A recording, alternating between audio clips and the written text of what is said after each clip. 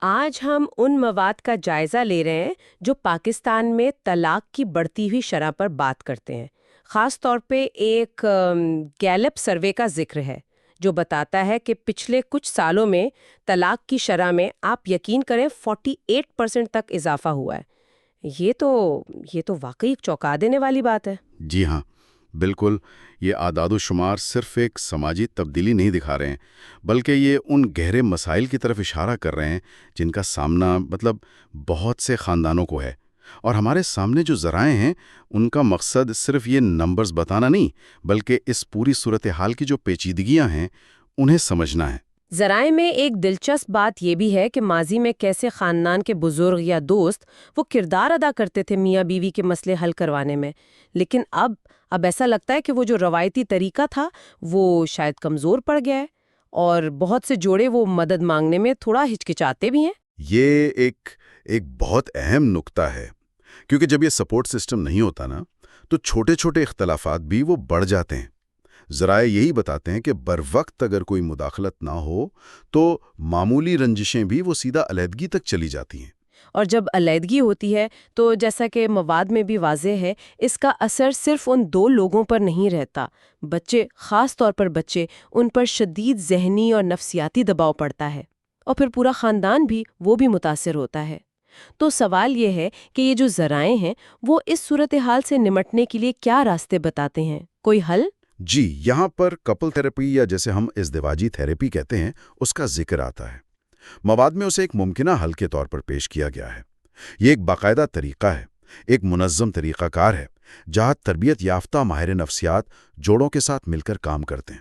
اور مقصد صرف یہ نہیں کہ جھگڑے ختم ہوں، بلکہ تعلقوں اور رشتے کو ایک مضبوط بنیاد فراہم کی جائے۔ اچھا، یہ تو واقعی دلچسپ ہے۔ ذرائع میں یہ بھی آتا ہے کہ اختلافات کی وجہ سے اکثر ہوتا کیا ہے کہ رابطے میں بہت مشکل آ جاتی ہے، جذباتی طور پر لوگ دور ہو جاتے ہیں، اور سب سے اہم وہ جو اعتماد ہوتا ہے وہ ختم ہو جاتا ہے۔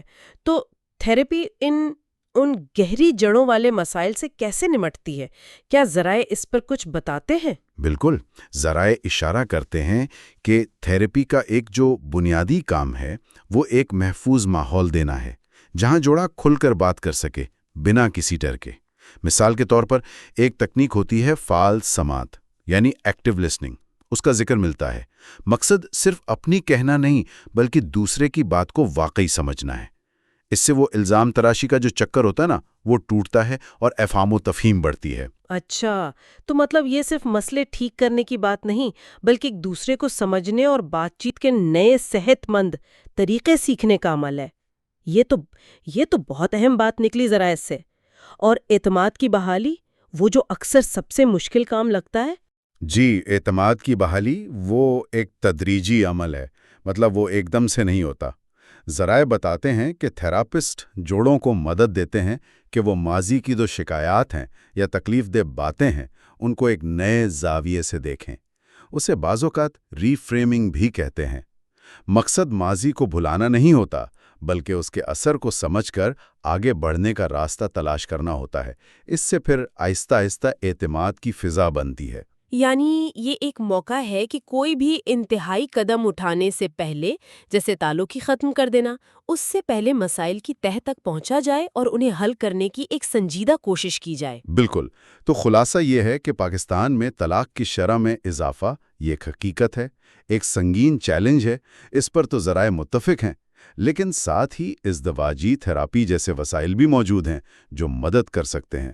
اہم بات، جیسا کہ مواد میں بار بار زور دیا گیا ہے، وہ یہ ہے کہ مدد بروقت حاصل کی جائے تاکہ تعلق کو بچانے کا موقع تو ملے۔ اور اس ساری گفتگو کے اختتام پر سامعین کے لیے ایک سوچنے کی بات جو ان ذرائع کو پڑھ کر ذہن میں آتی ہے، وہ یہ کہ جب معاشرے میں وہ جو پرانے روایتی سہارے تھے وہ کم ہو رہے ہیں، تو ہم پیشہ ورانہ مدد جیسے کہ ازدواجی تھراپی اس کو کس طرح زیادہ قابل قبول بنا سکتے ہیں، اسے کیسے معمول کا حصہ بنا سکتے ہیں، تاکہ لوگ مسائل کے بہت زیادہ بڑھ جانے کا انتظار نہ کریں بلکہ شروع میں ہی مدد لینے کا سوچیں۔